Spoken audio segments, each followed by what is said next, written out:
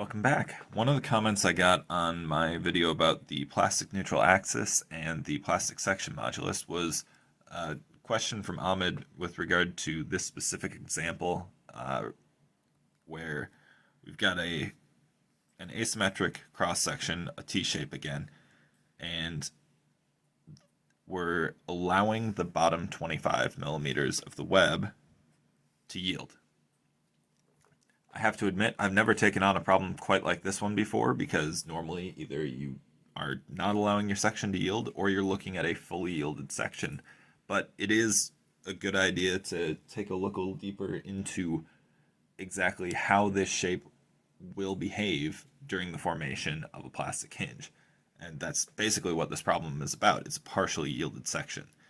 Before we dive too deep into that, I'd like to remind you guys that if you are studying up for your PE, FE, or SE exams, study materials from PPI are 15% off with my link in the description below. And remember to use code ERNFT at checkout. That way you'll get 15% off. Highly, highly recommend their study materials, and their reference book is basically required if you want to pass the PE. So, moving on from there. Finding the shape factor is fairly straightforward, but takes a few steps. The shape factor is the ratio of the plastic moment to the elastic moment, which is actually equal to the yield stress of the material times Zx, or that plastic section modulus, and this one is equal to Sx, or the elastic section modulus, also frequently called just the section modulus. We don't care about Fy, it's in top and bottom. We're going to have to find Zx and Sx. Zx is that plastic section modulus we talked about last time. Sx is the moment of inertia of our shape divided by the distance out to the extreme fiber. And since we're looking at the ratio of how much stronger it is if we allow the whole thing to yield versus at what point the initial yield sets in, we're going to use Sx min. There's really two Sx values for any shape. They may be the same if it's symmetric, but in this case our distance out to the extreme fibers will be larger going down to the base of the stem than it will be to the cross piece of that T. So let's kick right into it. Step one, we need to find the neutral axis, the elastic neutral axis of our shape. Sorry, the dog is scratching at her collar over there. All right, weighted average of the centroids of the areas. So we have 12 millimeters times 138 millimeters. I'm subtracting off the 12 up here from the 150. And times 69 millimeters up to the center of our web there. Plus, we get 100 millimeters times 12 millimeters in height times 144 millimeters up. I'm defining my coordinate system as starting from the base here and going up. That's just easier for me. And then we'll divide by the area of both of those, millimeters plus 100 millimeters by 12 millimeters. I always try to consistently go width by height. I work in the window industry. We're always talking about windows that are 60 inches wide by 120 inches tall. So width first, then height. Just helps me stay organized. Multiplying that through, we get that Y bar elastic is about equal to 100.5 millimeters. That puts our elastic neutral axis right about there. And we'll call it the E and A. And from there, we can quickly come up with our I value, being just constructed from these rectangles here. We have our BH cubed over 12 components and our AD squared components for each one of these areas. So that bottom rectangle, our web of our shape, is 12 times 138. Forgot my millimeters again. Cubed over 12 plus our area term, 12 millimeters, 138 millimeters, times, we've got 100.5 millimeters up to the neutral axis, minus 69 millimeters to our center of that shape. And then I'll just move on to the next line here because I'm going to run out anyway. We've got 100 millimeters, 12 millimeters cubed over 12 for the rectangle term, the base times height cubed over 12 term for our flange up there. And then we need our area term, 100 times 12 times 144 millimeters up to the centroid of that shape minus 100.5 millimeters there. These distances are squared. After a little bit of plugging through, that gets us that I is equal to 6,556,338 millimeters to the fourth power. And we are concerned about, again, distance out to first yield. This is up at 100.5, 2/3 the way up the shape. That one's going to be 49.5 up that way. So we want that S min. S min is equal to I over Y max. Gives us S min equals 655,638 millimeters to the fourth power for 100.5 millimeters. S min is equal to 65,237.19 millimeters cubed. And now the dog is barking. All right, we need to, next step, find the plastic neutral axis, which, if you remember from last time, since all of our shape is of the same material, so we just need equal area above and below. And because our stem here is larger than our flange, we can say straight up that the web is going to hold the location of the plastic neutral axis as well. That makes our math fairly straightforward. We need area below y bar plastic times 12 millimeters, and here I am screwing up my width times height right off the bat. 12 millimeters times y bar plastic gives us the amount of stem or web material is equal to 12 millimeters times 138 millimeters minus y bar PL plus 100 millimeters times 12 millimeters. You'll notice right away that we have 12 millimeters multiplying each term in here, so I'm just going to do away with that. Get that y bar plastic equals 238 millimeters minus y bar plastic. So we need to pull that over here and divide by 2. Y bar plastic is equal to 238 divided by 2, 119 millimeters. And with that, may as well sketch that on there.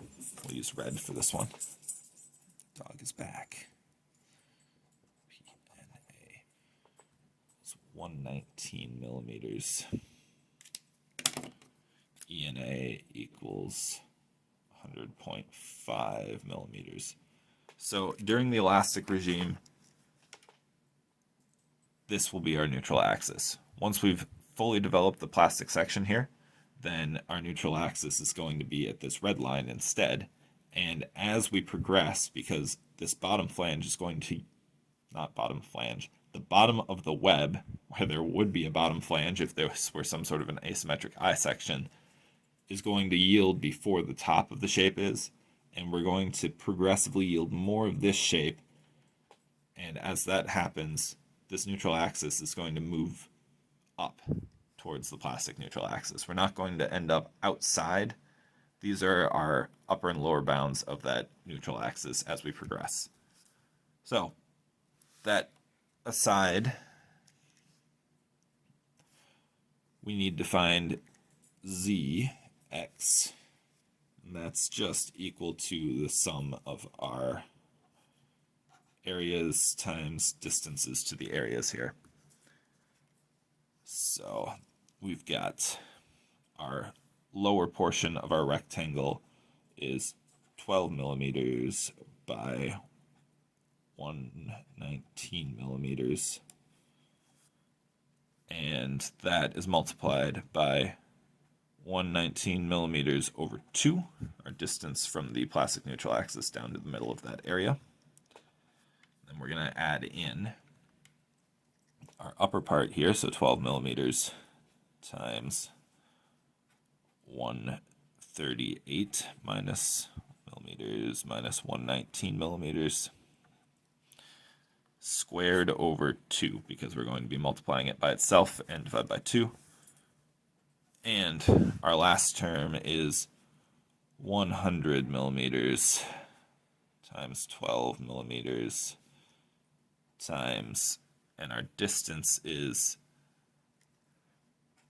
138 millimeters minus 19 millimeters plus 6 millimeters. I guess cleaner, I could have done 140.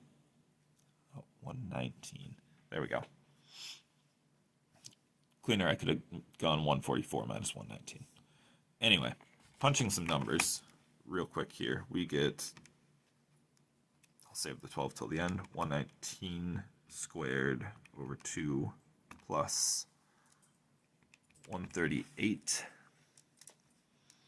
minus 119 squared divided by 2 plus 100 times 144 minus 119. All that times 12, we get that Zx is equal to 117,132 millimeters cubed. We've got that, and S was 65,237. So our shape factor, if I can get these both on screen here, shape factor is equal to Zx over Sx min equals 117,132 divided by 65,237.19. Shape factor equals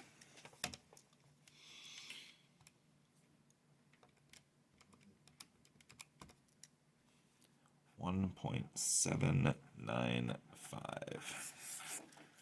There's our solution to that top part, 1.795. So that means that relative to our first yield, allowing the entire section to progress to yield, forming a full plastic hinge, gives us an additional almost 80% strength over just allowing the shape to progress to first yield.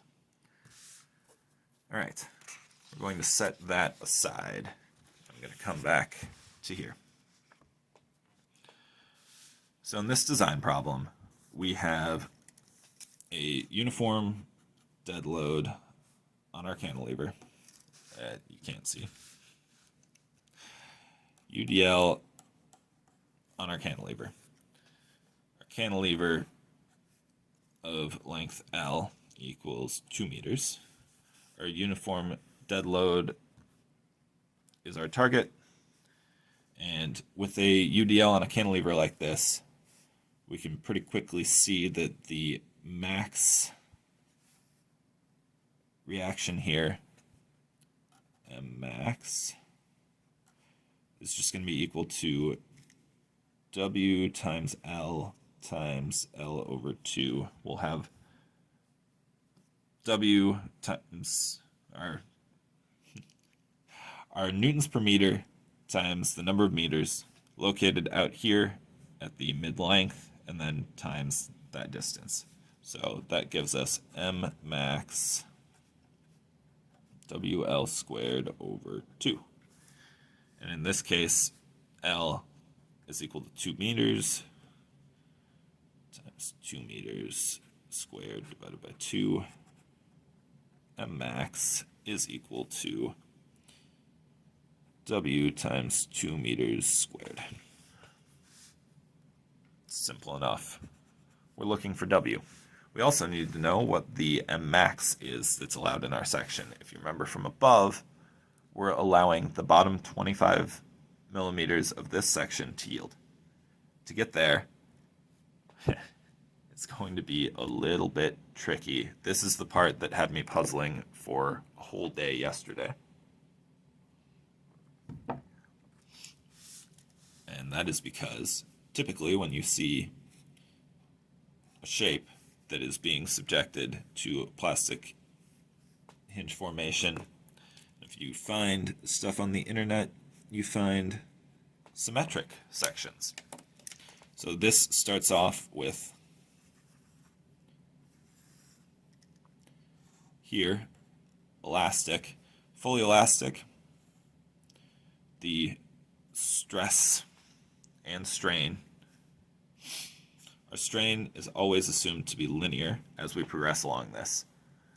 We're assuming that plane sections remain plane, so as long as we're elastic, we've still got that linear stress distribution. As we get into elastic plastic range, we've still got this linear distribution of strain, but what we start to get here is a symmetric progression as we develop more and more plastic hinge here. So our linear relation will continue this out like this, but because we're using our assumed perfectly elastic plastic stress strain diagram here,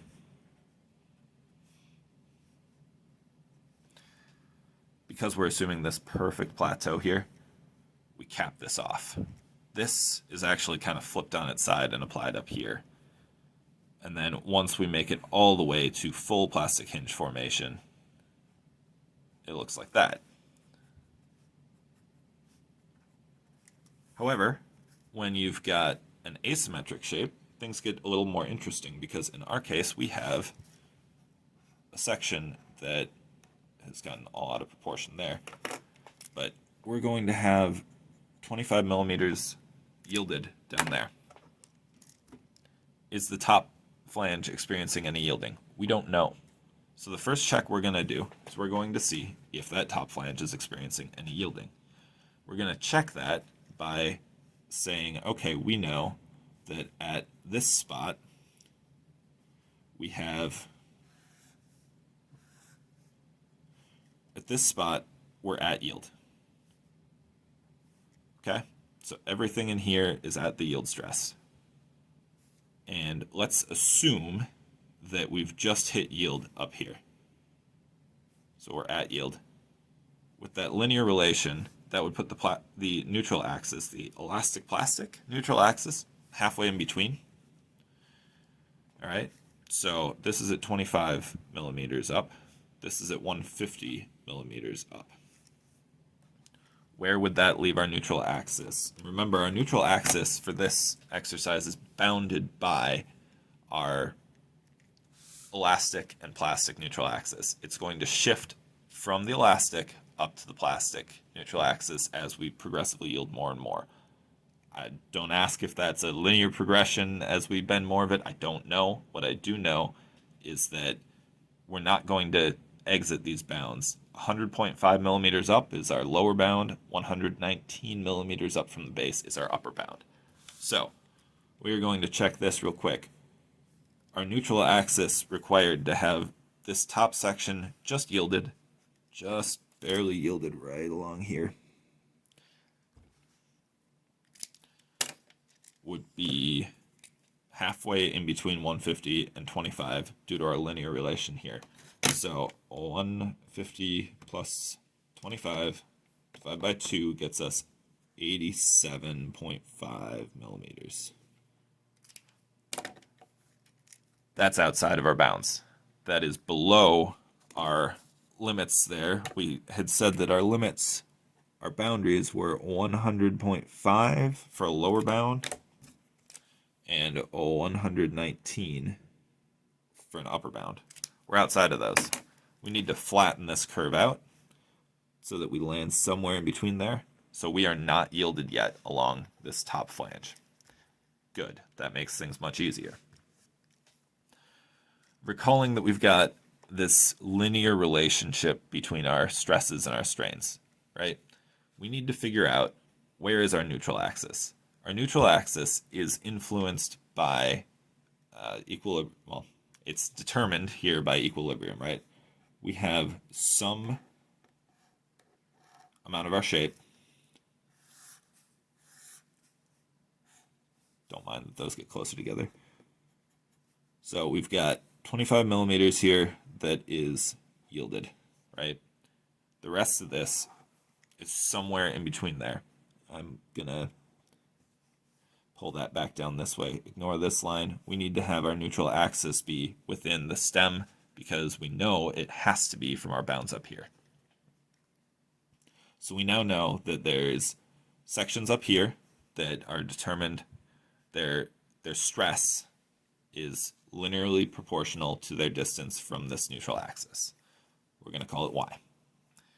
We know that there are sections that, so all of, that's a bad color. We've got this section and this section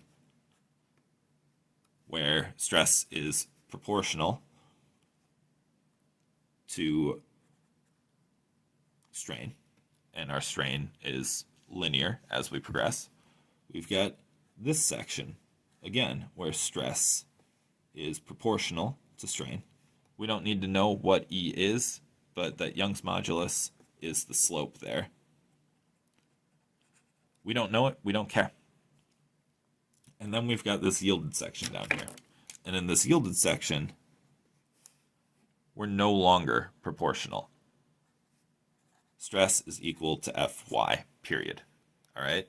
And we can see here that that proportion, that Fy, is right there at the near edge of our shape, the end of that linear proportionality, right? So what I'm going to do is set up an equation where we're looking at the center of each one of these shapes as our average, a weighting of those areas times the distance up to their neutral axis there. And this one, we're going to do that same area, but we're just going to weight it by that near edge of the shape. If that makes sense, good. If it doesn't, hopefully it'll be clear in a moment here. So again, we're calling that unknown neutral axis y. And our distances are going to help us find what y is. So we've got this area at the bottom, 12 millimeters times 25 millimeters times a distance up to y minus 25 millimeters. Again, this is to that upper edge. We're only concerned about where the upper edge is. For these other three areas, we're going to be using the midpoint of the areas. All right, so we're going to set the lower half equal to the upper half, or not half, but the area below the neutral axis equal to the area above the neutral axis with this weighting going on.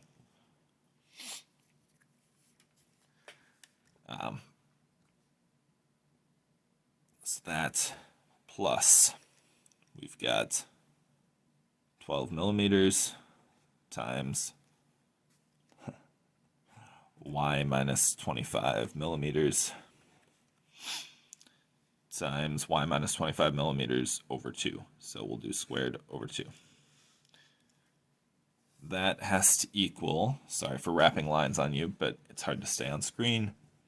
That has to equal 12 millimeters times 138 millimeters minus y to get down from there. And again, that 138 minus y over 2, so we'll square and divide by 2.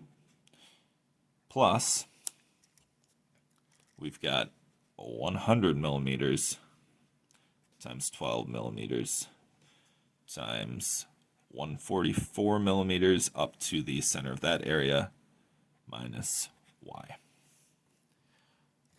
Just as we've had several times before, because of our uniform thickness of all of our parts, we've got 12 millimeters present a lot of times here, one in each term.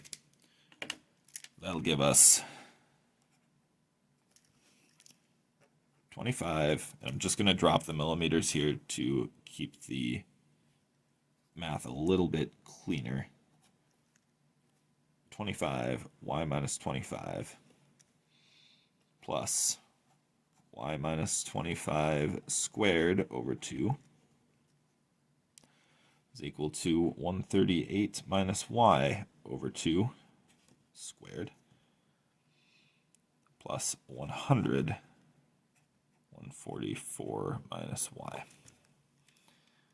So I'm going to hit pause, and I'm going to solve this equation for us real quick here to get y, because it's going to be a bit of an exercise, and then we'll pick back up.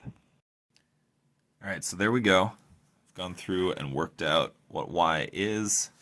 It's just a little messy, but we got there eventually. Luckily, the squareds cancel out nicely. That's not the sheet that I just had present. Piper. Sorry, dog's on my arm. So, worked through and found ourselves our elastic plastic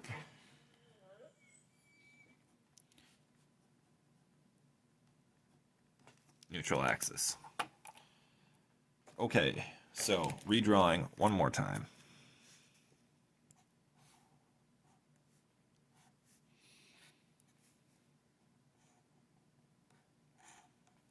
Horribly drawn, but that's okay. We've got, again, our 100 millimeters here, 150 here. Everything's 12 millimeters thick, which this is clearly not scale. Got ourselves our elastic plastic neutral axis at 101.8 millimeters in the A, and we've got ourselves 25 millimeters tall of yielded material. Okay, so we now need to come up with a moment that corresponds to all of this nonsense going on.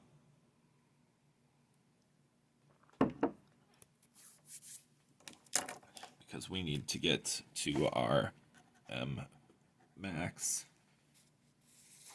which again, Mmax is equal to W times 2 meters squared. All right, our yield stress is 225 megapascals. Sorry, I'm not as familiar with the metric units as imperial. I know, it's not ideal. Fy equals 225 mn squared. So we need something akin to a section modulus, an elastic plastic section modulus here. And for our boundaries, we know that it will be more than our XX min here, which was 65237.2 millimeters cubed, and it'll be less than our fully plastic section, which was somewhere around here. Too many sheets of paper going. That's why we're consolidating. 117,132 millimeters cubed. So we know we'll be somewhere in between that. This is our lower bound. This is our upper bound. All right. We've got our areas. We've got our distances.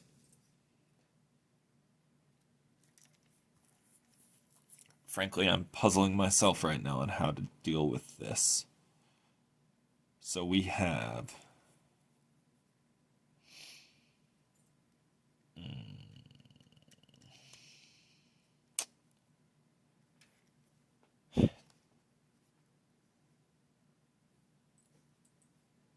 this is tricky because I don't know what our Young's modulus is. I know that that's about our distribution of stresses and strains. This is something less than our yield strain and our yield stress. And this is our yield stress.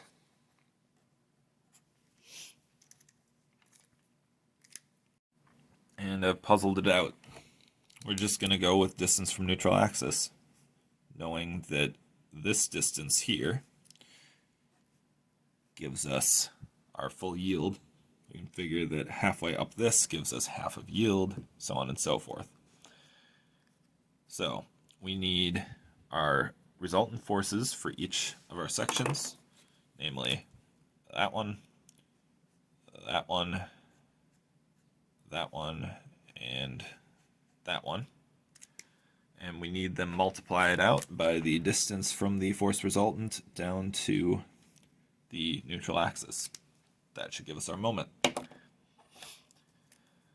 Now the bottom one is easy. We've got 12 millimeters by 25 millimeters by our distance of 101.8 millimeters minus 25 millimeters over 2 times Fy. So that moment arm is from there to there. We've got the average of this area is half of our yield stress. So we've got 12 millimeters by 101.8 minus 25 millimeters. And then that'll be multiplied again by itself over 2 to get our moment arm. And that'll be times Fy over 2. This distance here from 0 to Fy was 101.8 minus 25.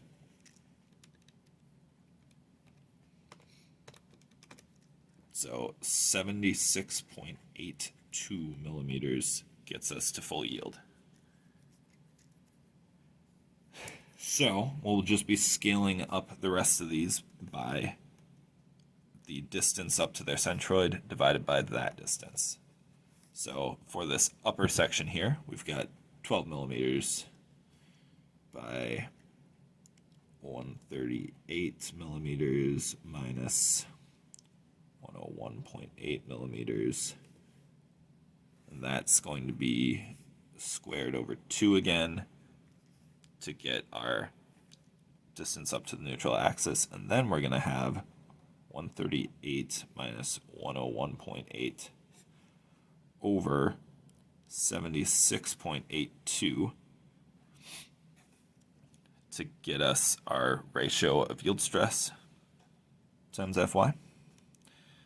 And our final component here will be 100 millimeters by 12 millimeters by our moment arm here is 144 millimeters times, 144 millimeters minus 101.8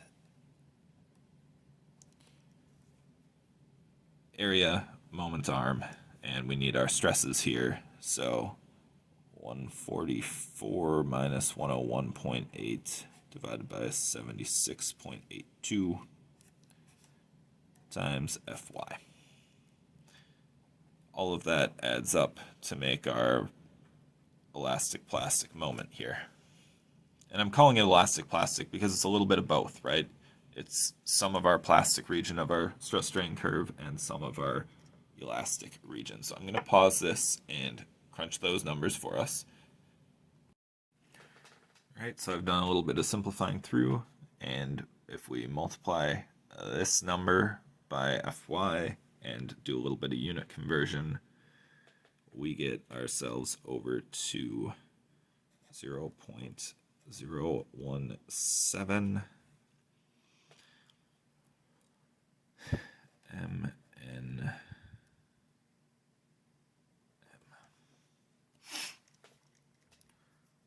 All right.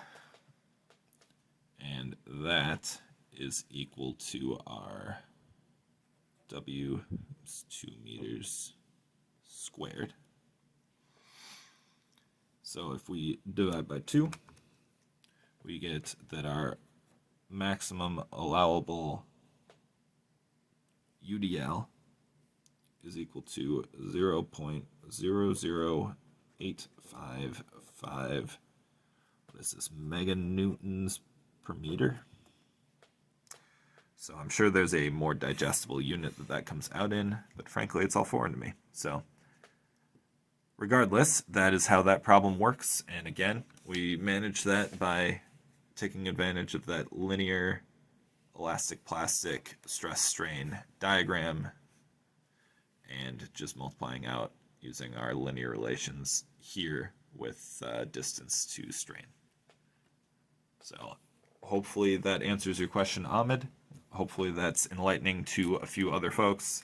And again, if you're studying up for your PE, FE, SE exams, hit that link below, get yourself 15% off.